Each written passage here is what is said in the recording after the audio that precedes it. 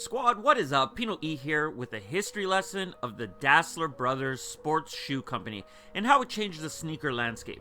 Now, before we get into this, I continued the history of the Air Jordan series up until the 14. Let me know in the comments if you want to see that continue. But anyway, let's take a look at the Dasslers. This story starts way back in the 1920s in a small German town, Herzogenaurach, which is located right here on the map within the area of Bavaria, which is about 14 miles northwest of Nuremberg. Aside from being a quaint German town, this will end up being ground zero for one of the greatest business rivalries of all time. Born in this town were two brothers. Adolf Dassler, the younger of the two, was the quiet, thoughtful shoe craftsman who designed and constructed the pairs, who was complemented by the older of the two, Rudolf Dassler, the outgoing salesman, and combined the two made up the Dassler Brothers Sports Shoe Company. This isn't going to turn into a history lesson, but in 1933, Adolf Hitler seized power in Germany, and the Dassler brothers joined the Nazi Party. But this did not stop them from having legendary track runner Jesse Owens wear their shoes in the 1936 Olympics. Jesse Owens, the US track star, went on to win 4 gold medals during the games, which gave the shoes and the Dassler Brothers Sports Shoe Company international exposure and an explosion of growth, all because of this one shoe.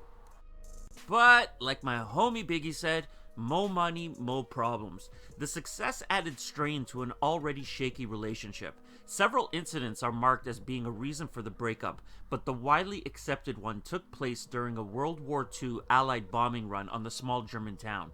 RUDI and his wife were hiding in a bomb shelter, and as Addy and his wife climbed in, Addy exclaimed, "The dirty bastards are back again." Addy was referring to the Allies when he made that remark, but RUDI was convinced the remark was made at him and his family, and this is where the feud was born. Things continued to break apart when RUDI got the call for service. He believed Addy and his wife were behind this so they could get him out of the way, and not soon after that, RUDI got arrested for deserting his post. Things went from bad to worse, and just shortly after that, RUDI was arrested once again, but this time by the Allies, under suspicion he was working for the Gestapo. He suspected Addy and his wife ratted him out both times, a suspicion that was later confirmed in a report filed by an American investigator. Addy was a rat.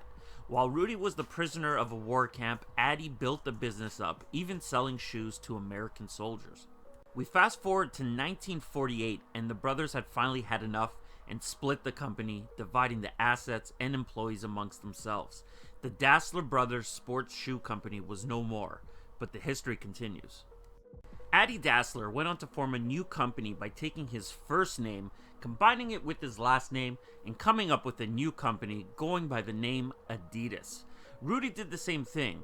RUDI and Dassler came to Ruda, but he didn't feel like the name was athletic sounding, so later changed it to Puma. Both Adidas and Puma remained in the same town and built competing factories on opposite sides of the river, with nearly the whole town working for one or the other. A dispute that started between two brothers now grew to the whole town picking sides. It got so bad that some businesses would only serve Adidas or Puma employees. Marrying or dating across the companies was absolutely forbidden, and the town got the name the Town of Bent Necks, since people would first look at which brand of shoes you had on before deciding if they would talk to you or not. RUDI, being a salesman, he had the better staff that could move units, where Addy and Adidas, they had the technical know-how, and they were more able to directly relate to what the athletes actually wanted.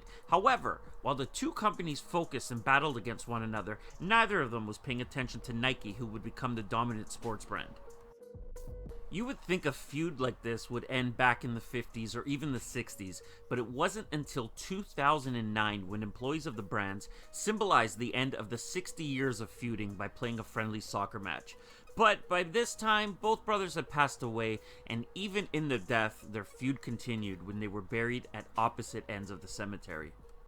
I think it's fair to say at this point that Adidas did win that battle, but Nike won the war. But the future lies ahead, and it's unknown, so time will tell us what happens next. Now that we have the history of how Puma and Adidas were formed, we'll look into both brands a little deeper in the future.